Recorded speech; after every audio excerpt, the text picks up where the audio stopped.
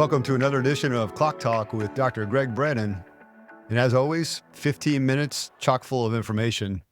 Today, Doctor, we're going to take a little bit of a different tact. And I don't think we've ever done a podcast before where people have really gotten to know you. So I thought today we would just simply talk about you. Well, that may not be chock full of stuff, but we'll give it a whirl. So why don't we start by just simply telling everybody knows who you are. You're obviously the owner of Optimal Bio, and you've been practicing medicine for 30 plus years. Before that, you delivered babies for 30 years, had a wildly successful OBGYN business. But let's just start from the beginning. Like, where are you from? Where were you born? I was born in South Central Los Angeles, called Inglewood, California. My mom had me when she was about 18, 19 years of age. That date fluctuates a lot. I'm not exactly sure. She was hilarious, my mom. She had simple rules. My mom had a younger brother 4 years after I was born, and her rules were simple. Go to church, go to school, or kick your butt. She did go to college, but she was very into education and family, even though I had no dad. I had a very close grandmother and grandfather who I spent weekends with and summers with. That was my mom, my grandma, and my mom were my family, and my young brother. And did you know your dad at all? I met him one time when I was 17, and I found out he lived like 2 miles away. And he wasn't a good guy. He was a partier, and my mom very, very young, cut away. And then I met him when I was 17, and like 3-4 months later, I turned 18. Somewhere when I turned 18, he had a brain aneurysm and was legally dead. So the next time I saw him I was the one who had to sign the papers to pull the plug. Wow. It's very interesting. I heard he went to the Navy. He was a good guy, but he really wasn't. My mom kept me in a safe environment, let's put it that way. And were both of your parents from California? He was LA? actually born, I was finding out later, he was from Kansas. Okay. My mom was born in Brooklyn, New York, and they moved to Los Angeles when she was 9. Okay. So basically, I'm a Southern California guy my whole life. Yeah. So what's it like growing up in Englewood back then? Well, beautiful town. It was a mixture, white, black, just beautiful, America. It was a great little neighborhood as a kid. And then we moved out from Inglewood to a town called Hawthorne. It's South Central Los Angeles to the South Bay area, which is the beach area. And we lived there till I was around, 12. And then we moved inland about 40 miles, Orange County area. People built Disneyland on that direction. And my mom, like a single mom, and she worked hard. And I always played sports, and school was I love going to school. And I enjoyed baseball as my passion, and golf as a kid growing up. And then from a church perspective, Catholic? As a kid, I was. Yeah. How much fun was that? I was at Catholic school for 2 years. If we get into that a little heavy, I learned to love the Bible, and not a denomination. I just learned to. My brother became, I'll say, a born again Christian before I was, and it came to a point of us he made it go. It's simpler, do you think, Greg? Just read the Bible. And that became a big mainstay of my life as a teenager, and mainly in college to that area, say 18 to say 23, 24, really got my surge. I never doubted who God was. That was not my question. But when you don't read the Bible, you don't know the words left behind until you start studying His own words, not what somebody tells you about it. And I think that takes me from religion to relationship. And so, as you know me, being known me for years, my passion is Christ first, and then family. So, what kind of work did your mom do? My mom did anything. She went to college for 1 year. Went to UCLA, was an art major, and my grandfather said girls don't need to college. And she's a very good typist. So like 90 words, like whatever, some astronomical number a minute was. So she got a job at the FAA, and she worked hard, took care of her 2 boys. And then everyone remembers the Carter years, prime interest rates, 23%. Yeah, so this is what? I was born in 60.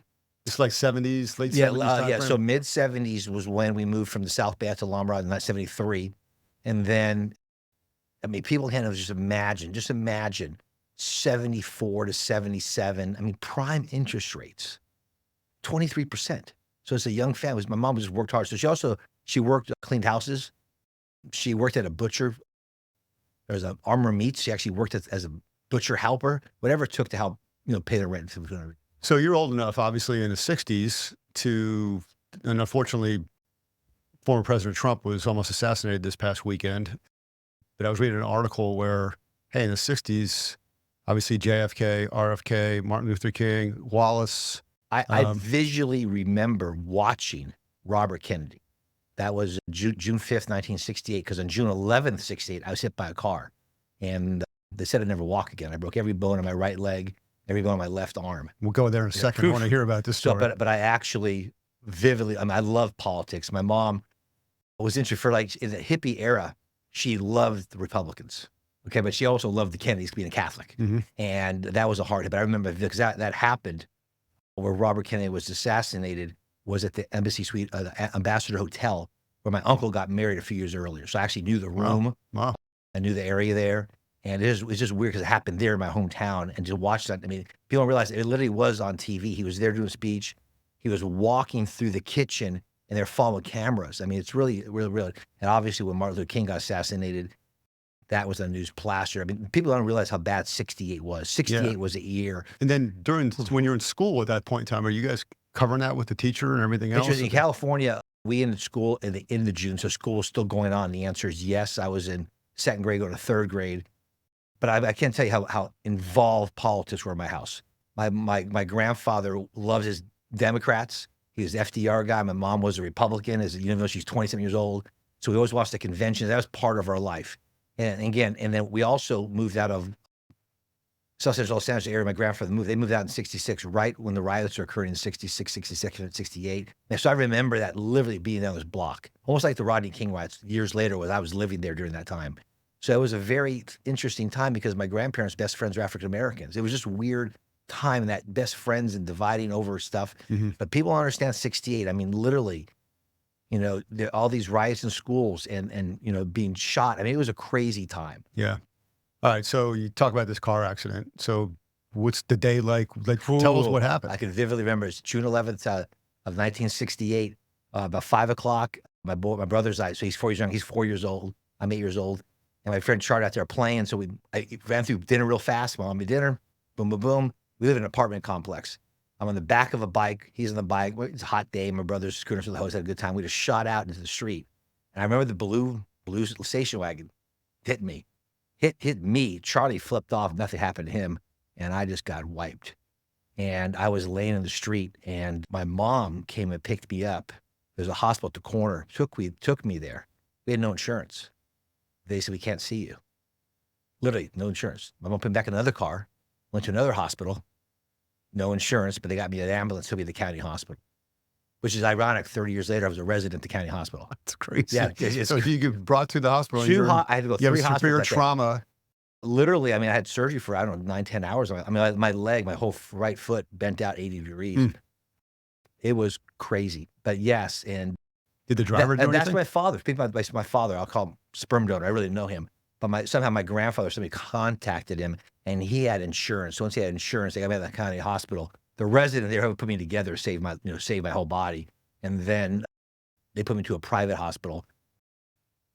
Actually, near the former Lakers place. That's where I was, healed up, and then I was So that was the summer. By that next spring, I was playing Little League baseball again, a little popcorn football. It was crazy. And then during that time, did it change you at all? I always wanted to be a doctor too. Like I had a concussion. 3 years later, I had a heart catheterization. I was playing Pop Warner football, and it was simple little checks for the heart. And the doctor heard me a murmur. I never had any symptoms. Next thing you know, I'm having a catheterization. And I was born with a defect in my heart, which is obviously I'm still here. And it was interesting. They must decide to have surgery back then, but they decided to watch it, which I think they did. And so I was involved in a lot of medicine per se. My uncle, my mom's younger brother, he was a Marine. He was a U.S. Marshal, and he was like my older brother, 17 years older than I was. And he married my Aunt Wendy. My Aunt Wendy, father delivered me. He went to USC, was an OBGYN, lived in Bel Air. In my head somewhere, I wanted to go to USC, and that's where I came from. So it's a very small world, but that's what I motivated. Always want to be a doctor. I want to be a doctor from day one. And you were one of these kids in school that got straight A's all the time? Yeah. I wasn't. Yeah. It wasn't like I was no genius. I studied hard, but I'll give you some example. Like in fifth grade, I was in Catholic school for third and fourth grade. I moved like 8 schools when I was at elementary school. In a fifth grade, you may not believe this, but in fifth grade, I had Mr. Stone duct tape my mouth. I was talking so much. He literally put duct tape on my mouth. I go home, my mom, this is crazy. This guy loved me. I had no idea how much he loved me. He made me run more, do more push-ups. And one day he says, Greg, I want you to come on a Saturday and take a test. I go, I'm not taking a test on a Saturday. My mom goes, you do what he says. So I came to this test. Imagine that. Parents listening to the teachers. Ooh, this is to get into those gifted classes. That's what it was for. Right. So sixth grade changed everything. It allowed me to go to different classes and allowed me to be exposed to that kind of academic stuff. And that helped me. I was good at math. English ain't the most, but I could read well, remember things. But that was Mr. Stone was a very influential man in my life because he cared and loved. During that time frame, so when you got to the gifted program, did that allow you then to move to a different school? Well, we were still the same school, just different classes the next year. Different. So I basically got a grade us up, and then next year after that, we moved out to Orange County, and so I had those classes. But I was never like there was guys that were brilliant. I was not. I was just a hardworking average guy who had opportunity, and that allowed me to get good grades. And I did okay on the SAT, and then I got a full ride to USC, which was very fortunate for myself with college. So obviously he was a big influence, Mr. Stone. Yep. And what are some of the things, if you look back now, that when you were growing up, you picked up from your mom that live with you today? My mom was a freak on freedom, and she loved this country. She loved it. And also she put me in position of very manly men. My Little League coach was as hard as nails. I don't know if back there, Little League, they had minors and majors, 10-year-old, 11-year-old, 12-year-old. And I was a 10-year-old and I made the 12-year-old team, which probably was a mistake because you don't play much and I wasn't that good. Same thing with me. Yeah, exactly. But and he was a captain in the fire department of Torrance, California. And it was like, okay, that's back long hair time. You made his team, hair was like yours, shaved the next day. So I gravitated toward men that pushed me and I loved it. And my mom made sure I had men like that around me. My uncle being an ex-Marine, that was sort of that way as well. My grandfather was not in the military, but he was more of a man to be a guy who produced, but yet was kind. And that's what I got. So I think that's what I gravitated towards. And I had a sixth grade teacher named Mr. Burke, a guy from Brooklyn. And he just pushed me a little bit more. But my mom put that in the thing. My mom always said, have dreams or else you'll have nightmares. She never, ever said, you can't do something. And that excited me. I mean, you could be president. In America, there's an opportunity if you work hard, period. With your mom, when you did get out of line or your brother got out of line, was she able to still discipline you, or did your uncle have to step in or something? No, it was like my mom. My mom, she's a little fearful. We liked when she used wooden hangers because they broke, not the metal hangers. But she was just, we respected her. I mean, I pushed her. My younger brother was very quiet. She said to me, you never shut up. So I took the bumping the older brother. My little brother became much bigger than I did, which is funny. He became the attorney, the one with the mouth. But right. It's again, my mom, single mom, California, and her son became a doctor and one became an attorney. I mean, that's what the thing is it can be done. And that's what I hate. I can't stand when we look at our system and say things can't be done. Again, I'm not saying it's work. It's hard work, but my mom was just such an optimistic person. And then later on, she worked at Rockwell, worked on the space shuttle and the B-1 bomber program. She was a secretary, just a secretary. Mm-hmm. But yeah, I think what she did is she gave me the freedom to be me and the freedom not worry about failure. Because in the sixth grade, I'll give you a sixth grade example. So we had these spelling books you have to do every week. And I just blew it off. I got A's in the test. I didn't care. And my mom was going to a parent-teacher conference. And the sixth grade teacher goes, Greg didn't do the book all semester. And she comes to me for the meeting. She goes, you're doing the whole thing tonight. So I did like 20-something chapters that night. So I learned that not to put things to postpone those things. But she was just, bottom line, you have to do. But again, she gave me an opportunity to, again, I can't talk about the word dream. It's very important to me in my life. Well, she gave you inspiration too, right? Yeah. And motivation. She's one of the smartest people. I mean, she read volumes. She was a reader, just a reader. And I think she had probably been an attorney if she had in a different world. Sure. And yeah, so again, go to church, her foundation. She may have not went in. She may have dropped us off sometimes, but go to church, go to school, because that's how you move up that ladder. And then, and she wanted a man never to lie. So when you're going through this, are you thinking this is normal life with what you have, or are you resentful, or are you like, hey, I wish I had a dad all the time? No, not at all. If there are people that know me from those back then, know I'm the same guy that I am today. No, that's the thing about it, Jim. I think God has a plan, and I'm not a victimology. It is what it is. It's you either I think there's strengths that you get. Look at the marathoners from Ethiopia. They didn't have tennis shoes and they're best in the world. I think being pushed is actually good. Stress is good to a point. But I had enough love that the craziness was okay. Mm-hmm. But compared to my wife's life, she lived like the Brady Bunch life. That's a different world. Oh, we'll get to her at some point in time. Is your mom still alive today? No, she passed away about 15 years ago. My brother did too. He had died in a motorcycle accident.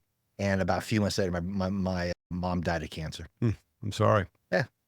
Clock Talk with Dr. Greg Brannon. Stay tuned for episode 2. Thank you.